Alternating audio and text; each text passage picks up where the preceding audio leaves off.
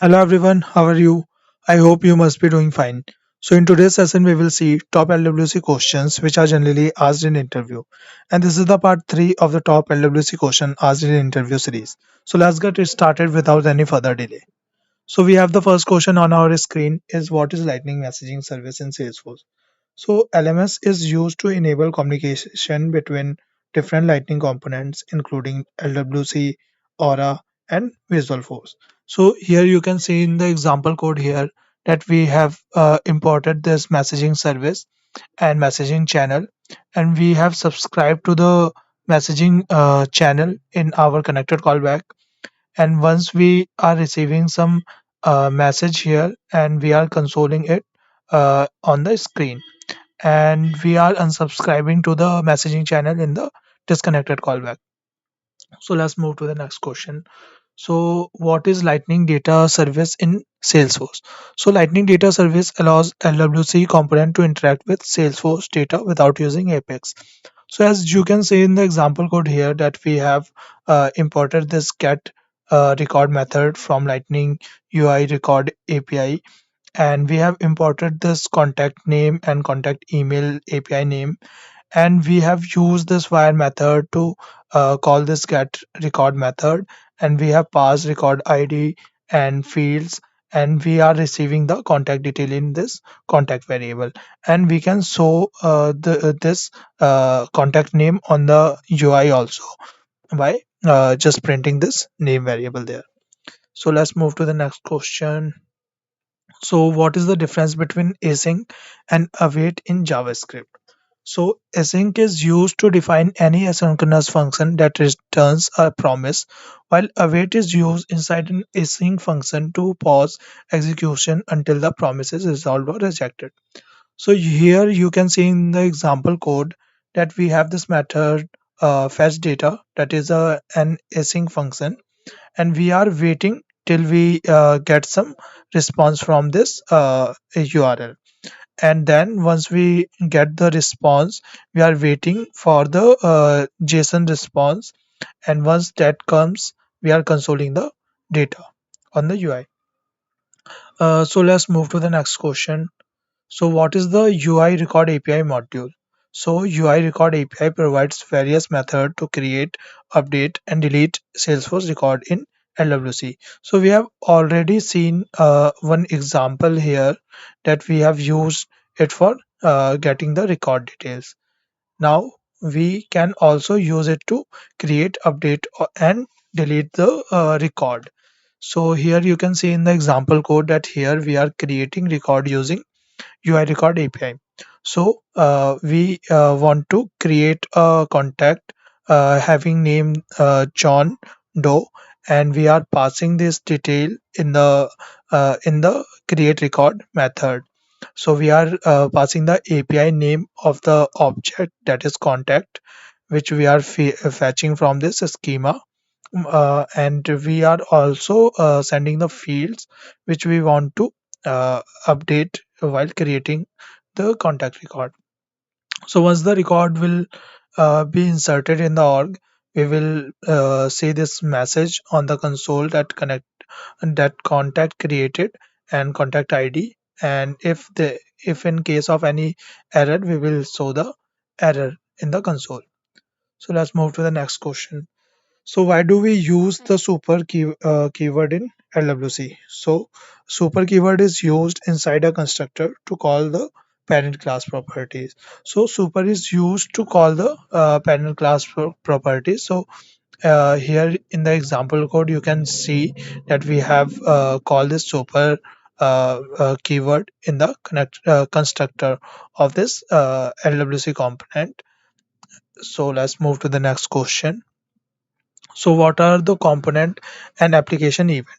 So component event used for communication between parent and child components, whereas application event used for communicating between unrelated component. So in component event, the components are generally related, and in application event, the components are can be unrelated. So next question is, can we perform DML inside the at the rate wire property? So no, we can't perform DML operation as it is not allowed inside the at the rate wire, as it fetch data from the cache. So let's move to the next question. So what is the difference between promise all and promise race? So promise all resolves all promises, resolve or rejects if any promise fails, and in promise.raise resolves or rejects as soon as the first promise settles. So promise.all solves or reject all the promises. So here in the example code you can see that we have this promise, new promise, and promise to so both are executing. First one is executing after 1 second, and second one is executing after 2 seconds. So in promise all example, it will resolve all the promises and print 1 after 1 second and print 2 after 2 second. So it will return the array of promises, and we can console it here. But in promise.race, it returns only one promise, and it returns the only promise which executed first. So as you can see here that it will print 1, as it will execute after 1 second, no matter whether it will fail or it will pass. So let's move to the next question. So what are deep copy and shallow copy of object? So shallow copy only copies the reference to the nested object, whereas deep copy creates a fully independent copy of the object.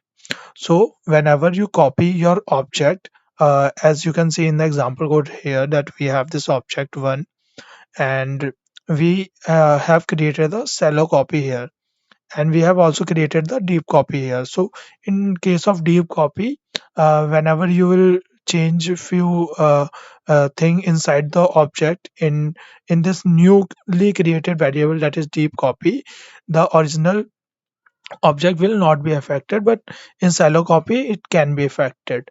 So let's move to the next question, that what does the reduce function do? So it iterates over an array and accumulate values. So as you can see in the example code here, that we have this array consisting values 1 2 3 4, and we have used this reduce function.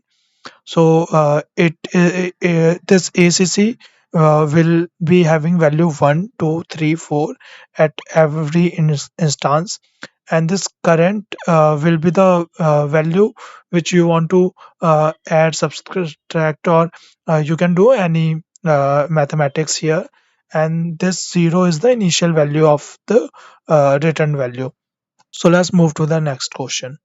So what is Jest in LWC? So Jest is a JavaScript testing framework used for writing unit tests in LWC.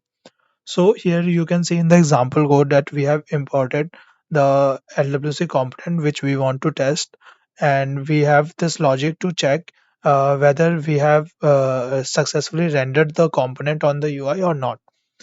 So let's move to the next question, that what is data binding in LWC? So data binding in LWC is a mechanism that connects the data in the JavaScript controller to the HTML template of the component. It ensures that changes in the data reflects automatically in the UI. So we have already seen this thing while creating any LWC component, that we bind our data which came from Apex to JS, and we show on the UI. So there are two types of data binding in LWC. First is one-way data binding, where the data flows from JavaScript controller to the template. And second, we have two-way data binding, that is data flows in both direction, from JavaScript to the template and template to the JavaScript. So let's move to the next question, that what is the default binding style in LWC? So the default data binding style in LWC is one-way data binding, meaning data flows in a single direction from the JavaScript controller to the HTML template. So you can see in the example code here that we have this message variable hello LWC, and we are showing this on the UI, and we also have this button on which click we are changing this message to new message displayed. So here we can see that the variable or the data is coming from JavaScript to the HTML part. So let's move to the next question, that what is one way data binding in LWC. So in one way data binding, data flows in single direction from the JavaScript controller to the HTML template. This ensures better control over the data as the UI cannot modify the data directly. So we have already seen this in the previous example, that the data was coming from the JavaScript to the to so on the UI. So let's move to the next question. So what is two-way data binding in LWC? So in two-way data binding, data flows in both directions. Changes in the UI are reflected in the JavaScript controller and updates in the controller are reflected in the UI. So as you can see in the example code here, that we have this name variable and we are displaying it over the UI. And in the UI, we also have this input box, and while inputting some value inside the input box, the name variable is changing here. So update it updates the name property, as you can see here. So here we can see the two-way data binding, where the data input in the UI is going to the JavaScript and again comes on the UI. So let's move to the next question. So what is the this keyword in LWC? So in LWC, the this keyword refers to the current instance of the component. It allows access to properties and methods defined within the component. So here in the example code, you can see that we have this property, my property, and we are accessing this property inside this method log property by using this keyword. We have used this dot and name of the property which we want to access here. So let's move to the next question. So what is lightning data table in LWC? So lightning data table is a component in LWC that displays data in a tabular format. It supports features like column sorting, inline editing, pagination, and custom cell rendering. So here in the example code, you can see that we have used this lightning data table and we are passing the data inside this data parameter and columns inside this column parameter, and we have set the value of the column and data in the JS part. And that's all. It is very simple thing. You might have already used this. So what is the use of Lightning record form? So Lightning record form is a component used to create forms for adding, viewing, or updating Salesforce records. It automatically handles field level security, sharing, and performs CRUD operations without requiring custom Apex code. So it is also a helpful thing while creating LWC component, that we have this Lightning record form. We can pass record ID, we can pass the object API name, and we can set the layout type which we want. Like we have opted for full layout here, and we can also opt for the mode, like we want to edit or just want to make the user view the record form and not to edit it. So we can handle all those things using this lightning record form. So I think that was all. So thanks for watching, guys. I hope you will like, share, and subscribe to my channel. And I will be posting more and more videos regarding Salesforce.